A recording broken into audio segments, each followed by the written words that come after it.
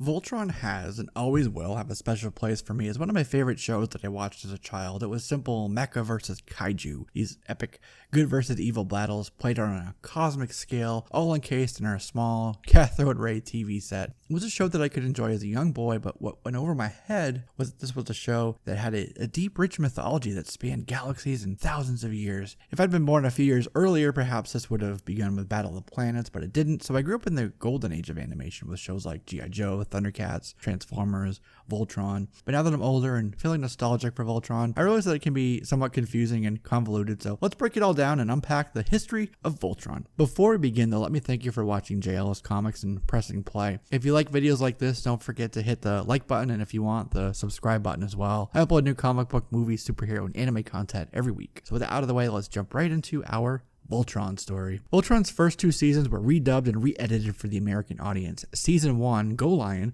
was an adaptation of Beast King Go Lion, and the second season an adaptation of Armored Fleet Die-Ruger XV.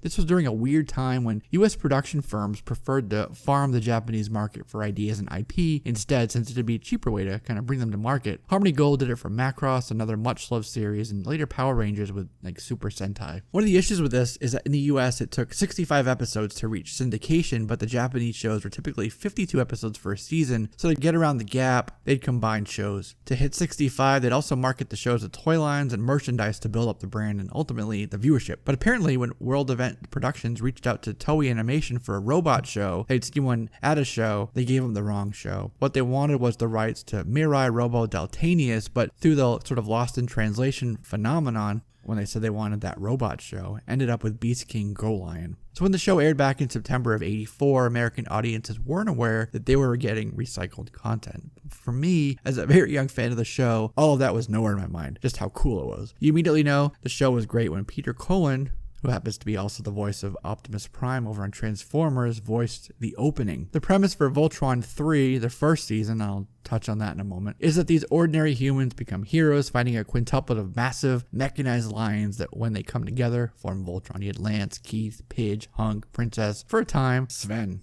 Random. Voltron battles the evil forces of King Zarkon, ruler of planet Doom. Each week, his evil sorceress Hagar would conjure up a massive beast called a robot beast, in other words, and send it to attack Princess Allura. They'd go after her castle or the towns of the people she was sworn to protect on planet Aris. In the second half of the show, the Galaxy Garrison was introduced, and these are what were pulled from Armored Fleet Die-Ruger XV because they'd already farmed Go Lion IP for all they could. So the second season is sometimes referred to as the Near Universe because it takes place on Earth in the Near Universe. The people of Earth were colonizing the planets, and this made them a target for the evil Drool Empire. Planet Drool was a dying planet whose inhabitants needed somewhere else to colonize. Since Voltron 3 was too far away, dealing with planet Doom and Zarkon, they built their own Voltron. In contrast, the first half of the show is called Far Universe because Earth hasn't been introduced. It's far away in the cosmos. Because the second season is close to Earth, it's also called Voltron 1, whereas the first season is Voltron 3 because it's so far away. I'll get to Voltron 2 in a minute. Probably wonder what about Voltron 2. They also switched from the robot lion mech to a vehicle team mecha concept. The show went from a smaller cast to a much larger cast, and now there were 15 heroes divided into 3 teams, one for air, one for land, and one for sea. It was a relaunch of sorts that alienated and upset fans of the lion robots,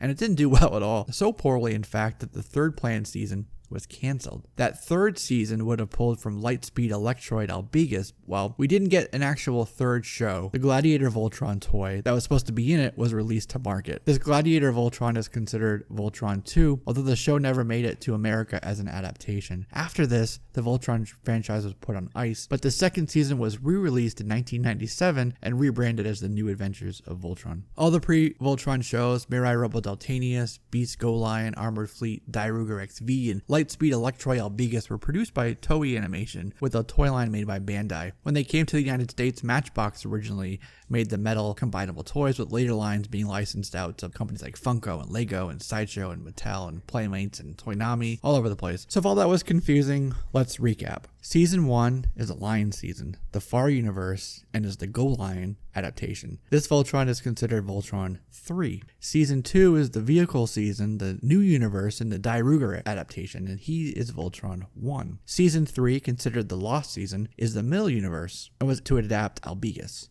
And this is Voltron 2. So what about The mouse Voltron. Well, according to lore explored in the show, there was an ancient planet where Voltron was designed. In the Japanese version, Voltron was actually a sentient being but lost his power to form up his lions, but that, when it came to America, was taken away. Anyway, on that planet there were some space mice that lived there who made their own weaponized mecha. The mouse lion, let's call it. So now we've jumped to the end of the 90s, 1998, actually a year after the season 2 release and the premiere of Voltron: The Third Dimension. It was bad.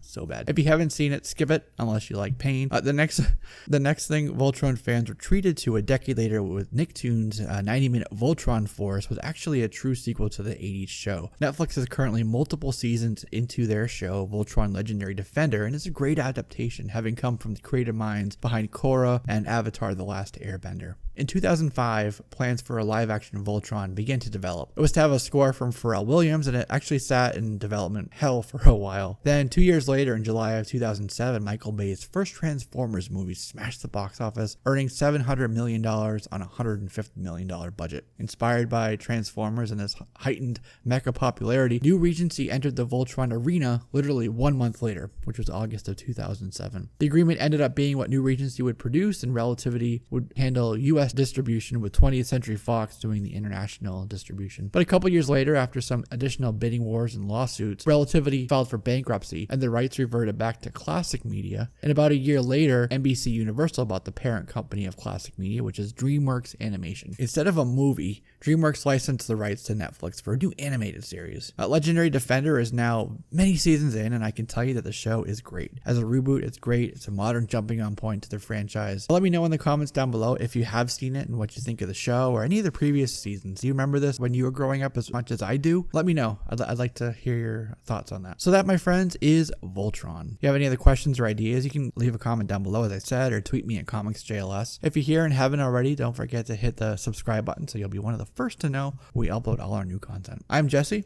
This is JLS Comics, and I'll see you soon.